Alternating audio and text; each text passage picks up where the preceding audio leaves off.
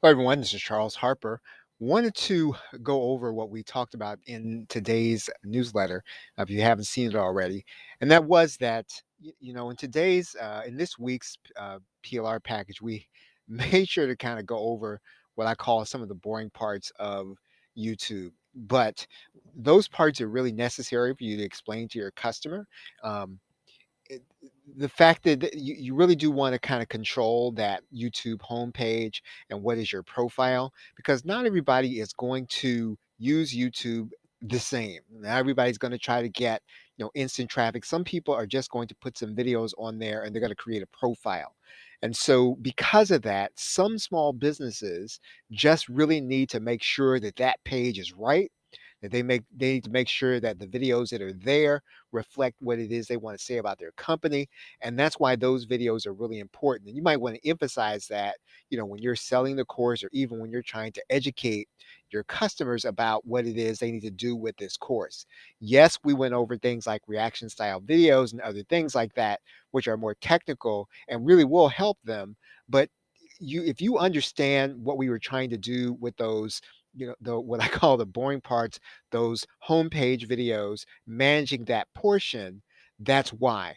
Just for those businesses that really need to make sure that it's one of their profiles that they use. And in fact, it's one of those things that I discussed in the upgrade where we do the DFY live masterclass, where we talk some about some of the strategy that people really need to incorporate when they're doing YouTube. So when you're using this PLR, you may want to emphasize the fact that I explained, or in this case, your trainer explained how to make sure that they're using YouTube as part of their overall reputation management. That's one angle to really take toward this.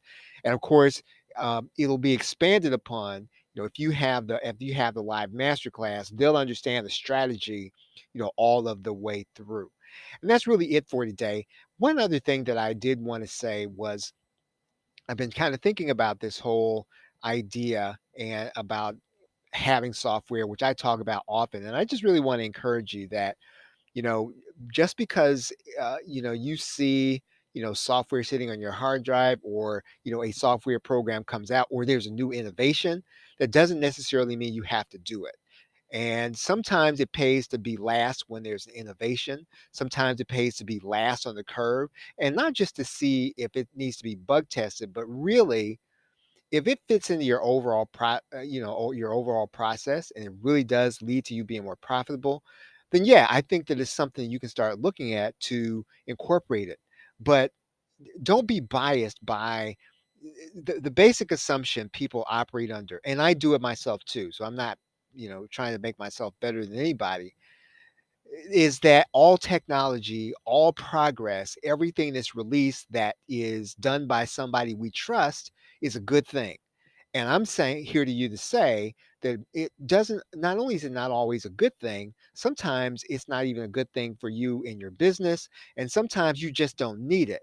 So don't assume, right? If you don't do anything else, just as you start to see new technologies and you start to see new ways of marketing and things that are can probably make you more productive if you use it, if you buy it, I would say just take a step back sometimes and start saying, well, yeah, do I really, is it really better for me right now? Is it really something I need? Is it really going to make me profitable?